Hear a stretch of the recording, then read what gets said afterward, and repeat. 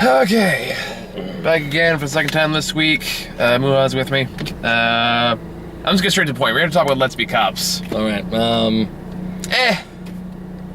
It's not nearly as bad as I thought it was gonna be. Well, it's amusing. It's okay. The first thing you gotta ask yourself before going into Let's Be Cops is, why am I going to go see this? What are you in the mood for? What are you really like? You're not? I mean, are you really going to criticize this movie for not having a great plot or anything? Like, no, you're going to a movie to see a couple of doofuses dress up like cops and be goofy about the power that they're given.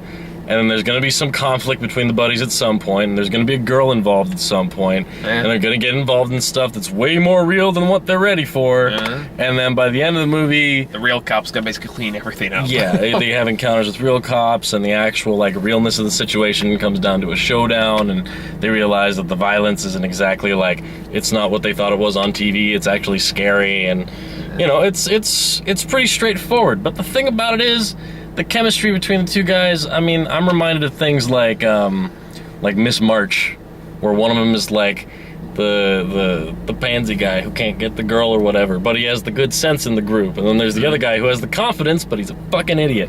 So, yeah, it's that kind of classic.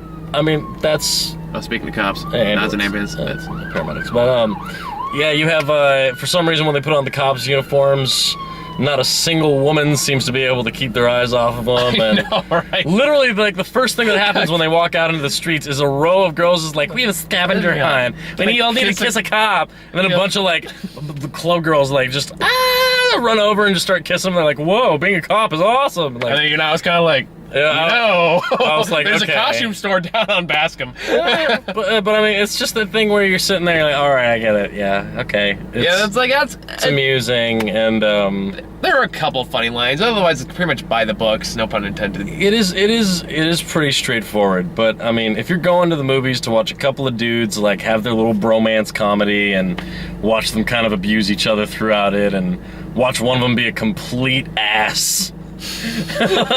Yeah, basically. You've seen that formula so many times. Yeah, that being said, though, the idiot character still annoyed the crap out of me. Which one? The dumbass one. I forget his name. Because they make him try to be sympathetic because he was supposed to be like an ex-football star who had it rising up until he actually fucked everything up for himself. No, he's just a loser, man. And then that's the point. Like, he's just a loser. The movie should really called "Really Bad Idea with Terrible Enabler" because that's basically what the movie is. Yeah, it's really just two guys who haven't done much with their lives up until they're 30 now, and they haven't done much, and that's the whole point. That's the problem. They both suffer from this, I haven't accomplished anything in my life kind of thing, and it states so outright at the beginning. Yeah, it really does. It just straight up says, we haven't done shit with our lives, and we're 30. The power of exposition fairies, yeah. Yeah, it was really, it was pretty straightforward. But I mean, you have a couple scenes with, I don't remember that one girl's name. She was in Burning Love. Everything she is in, she plays an insanely wasted slut. And it's... Oh, you mean the one in the apartment? Yeah, in the apartment. And I've seen her in a couple things, and every time I see her, she plays that exact character. And, some people kind of get uptight about, like, oh, it's disrespectful to women. And I'm like, I've met girls that are almost that bad. There are way worse examples of disrespectful women in this movie. And there were a lot worse ones. And that's just the character she plays. So as long as you're not expecting something that, like, you're going to get a couple of gay jokes in there. It's the kind of movie it is. I have cock and ball jokes and all that. You're gonna some ethnically questionable jokes. Yeah, you're gonna see balls dragged across a face. Oh God, I forgot about that. Yeah. Why do you remind me of that? So you remember. I do now. It's on record. I do now. It's one of those things where it's like you expect these things is gonna get gross. But as long as that's what you're in for, and as long as that's what you want to do, yeah, I mean, go for it. There are worse ways to spend your money on a stoner comedy. I mean, it's like I said, I've got a record for this is not my kind of comedy. It's one of those things. It's just not. That being said, I didn't hate this as much as I thought I was going to.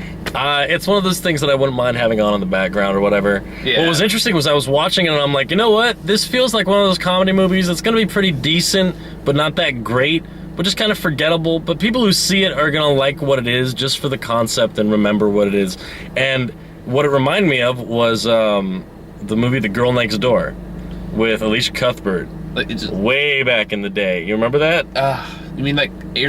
No, I'm thinking The Girl... It had Emile Hirsch as the main character. I know what you're talking about, yeah. Yeah, no, it's this kid and like an ex-porn star moves in next door to him. Yes, no, I remember exactly what you're talking about. And he freaks out, and he tries to like become a boyfriend and stuff, and then, of course, there's the guy who wants her to get back into porn, and they clash and all that stuff. Yeah. So, you know, there's all that, and lo and behold, I looked shit up, it's the same director. Is it really? It is actually that director. From the director of The Girl Next Door comes Let's Be Cops. So he's done a couple other things since then that I haven't heard of, but it's what you expect it to be. It is exactly what it seems. Yeah. Now, oddly enough, the one surprise I got out of this movie is halfway through the movie, these fake cops run into real cops. One was played, I forget the actor's name, but he always plays that stock, kind of like really more annoying than funny character in most movies he's in. And I actually like he's easily the most respectable person in this movie. It's almost like seeing Rob Corddry come upon a role where he plays a serious nice guy. Like and that happened actually in the movie In a World, and that was actually really good. But I always like it when you take an actor that you kind of assume is going to be an asshole in the movie, and then you make him be the real, like, no, you guys are assholes. I know. I'm doing my job. I actually really like that. Yeah. Like he's my favorite. Like towards the end, like obviously when ship hits the fan, one of them gets kidnapped. One guy calls this guy. I think his name was Jose or something. Like, what's his? Do you know what the cop's name is? That doesn't matter. Which guy? The good cop, the actual cop. The real cop? Stiegler? Stiegler. Stiegler? Yeah, something like that. Either way, so they call him up. It's like, dude, we're not real cops. We lied about the whole thing. Can you help us out? And he's like, okay, fine, whatever. And he just basically goes and just does his job, and he just cleans shop, and it's great. Yep. Meanwhile, Tony's like, you guys are not wearing uniform. That's fucking earned. Get out of here. That is something cool about this movie. At the same time as, like, they're kind of you will laugh at the whole idea of, you know, cops are, you know, going to join up with the kids drinking in the alley playing dice. Like, they're going to join them. Like, that's a whole fun thing of getting them to you know, get along and everything. But I thought it was really cool because through the whole movie, they don't disrespect cops. Yeah, I agree. For a movie that's being about cops, it really is just about two idiots who get a hold of cop uniforms, and they're like, and of course, you know they're idiots because halfway through he's like, how illegal is this? And for the first time they Google, oh wait, we can go get a minimum of 1 year just for wearing the uniform. Oh, maybe this is a bad idea. This could be trouble. Like, come on. Like the funny part is like, I think in the corner of the movie, like, I think we kind of reflect, like, there was a part in the car when we got the more smarter guys, like, really smug face, and that guy's kind of laughing at him. And I was like, wow, that's kind of you and me watching this movie right now. Because I'm sitting here like this, you're kind of laughing next to me. I was able to accept it for what it was, and I'm like, that guy. Like, and there were little, oh my god, they make a great quip about the main villain at one point, and I just... Oh yeah, I will admit, like, there was a couple moments like, okay, that was genuinely pretty funny. It's not like, if you just relax and give into it, you're gonna have a decent time. Afterwards, you won't be like, that was pretty great. No. Afterwards, you're gonna be like, meh. Like, if I'm drunk one night and I need something to watch, I mean, I'm not gonna say no immediately. Yeah. Maybe after 5 minutes. It's like eating a really, really... It's like eating very, very normal Chinese food. It's like, I like Chinese food a lot, but if I have it from a place where it's like, it's not bad, and I like it because it's Chinese food, it's good, but it's not like great Chinese food. I'm not going to recommend that restaurant to a bunch of friends. I'm going to be like, well, if you really need a fix, like, that place ain't bad. It'll do. Yeah, you know, it's not worth. It's better than 15% that it has on Rotten Tomato right now. Yeah, it's pretty bad. Metacritic gave it like the average actual score is like 29. Oh, Jesus, that's pretty rough. Even that's like closer to what it actually is than 15. I mean, really, honestly, it's just, if you watch the trailer, it is an honest trailer. It is not pretending to be anything that it's not, and it's as enjoyable as it can be for what it's gonna be.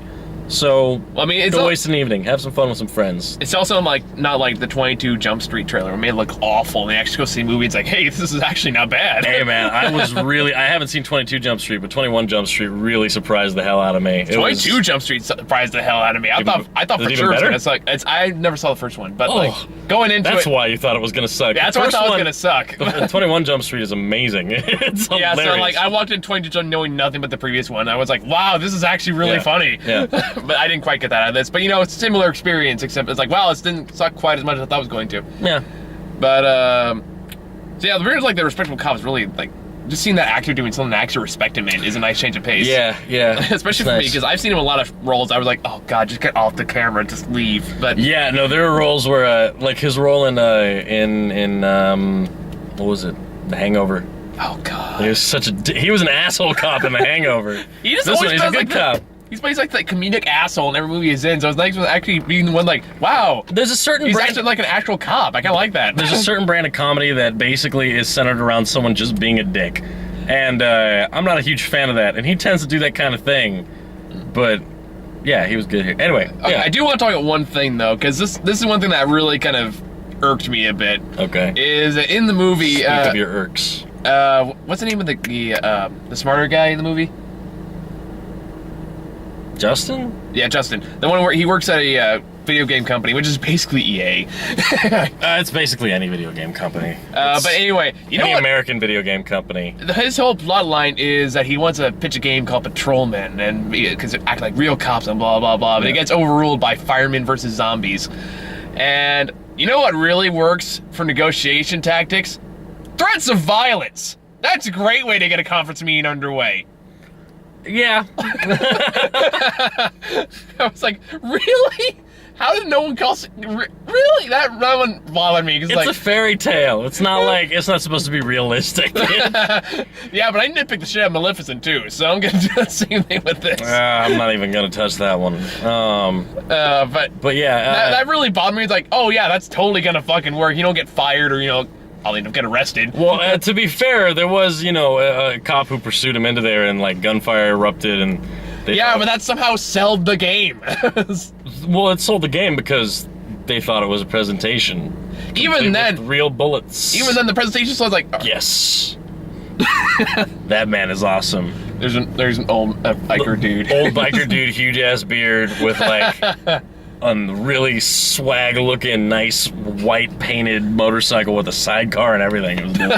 Anyway, but no, that really annoyed me because like he starts off the turns like, all right, you all ignored me before. Now you're all gonna sit here. I'm gonna beat the shit out of all of you, which I will admit did lead to a funny line. Yeah, there are moments when the characters step up, and it's kind of funny to watch. But even then, I was like, why is there no one just like pressing like the red panic button or just having? There's no red panic button or something. Just either way, just in a big giant button that says "record for training purposes." Something that just says no. There's no way this would ever fly. And I was okay with everything up to this point. For some reason, really? Well, more really? Because so. what I was about to say is. Well, by that point in the movie, because we're talking about a moment that's seriously like 10 minutes before the end of the movie. So you're going to tell me by that point in the movie, you're going to look at that and be like, well, that's not realistic. I don't know. There's that fine line. There's that fine line. No, you want to know some crazy shit. What about how have they gone this long and not been caught? Especially with the fact that this dude is causing so much property damage. Maybe it's because I just didn't really give a shit up to that point. Oh, so basically you finally started to care about the movie, and that's when it started to Yeah, pretty much. Like, all right. I should actually be watching this. So by my standards, it's supposed to, it doesn't get good until about 15 minutes before the end, and then it'll piss you off. But with its lack of realism, call me out on my bullshit. Well, yeah. No, that's why I like to move high.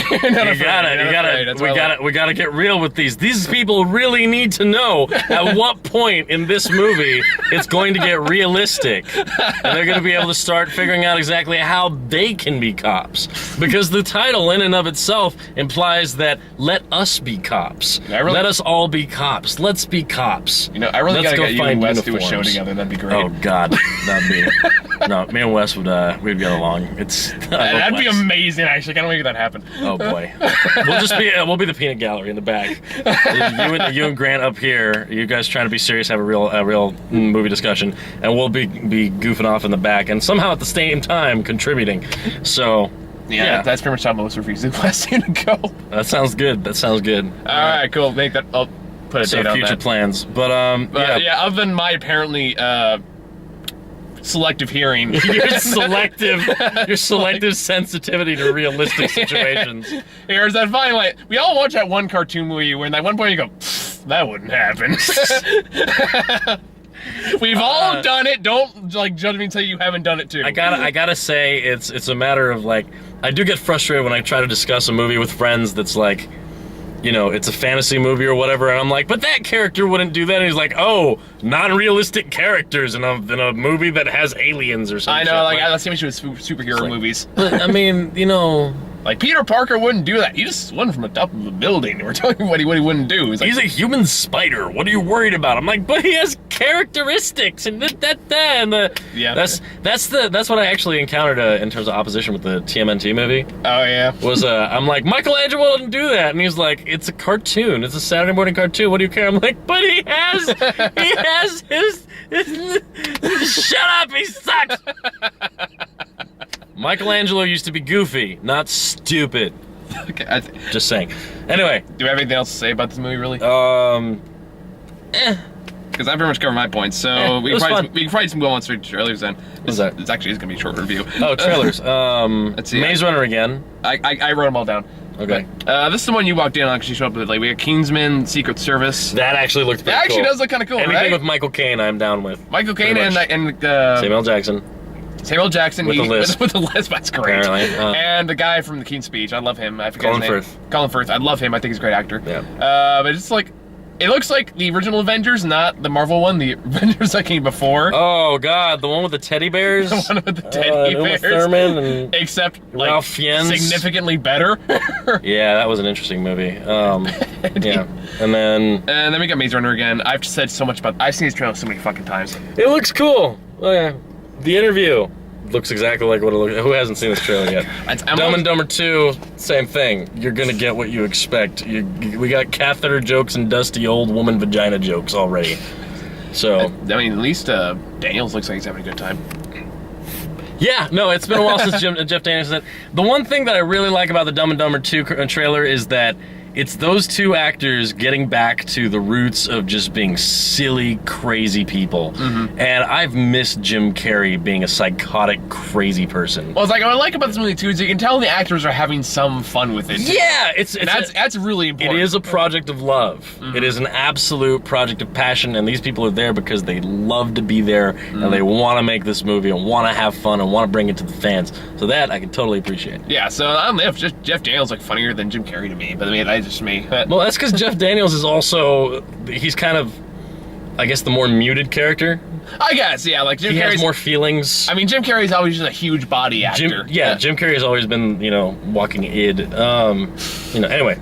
And after that, we have, what was after that? It was the Interview. Beyond the Lights. Beyond the Lights. Right, that's the one about the celebrity. Oh yeah. The whole Love and Basketball sequel. Yeah. I never saw Love and Basketball, but it looks the same. it's from the director of Love and Basketball. Comes the same thing. No, it's just from the director of Love and Basketball.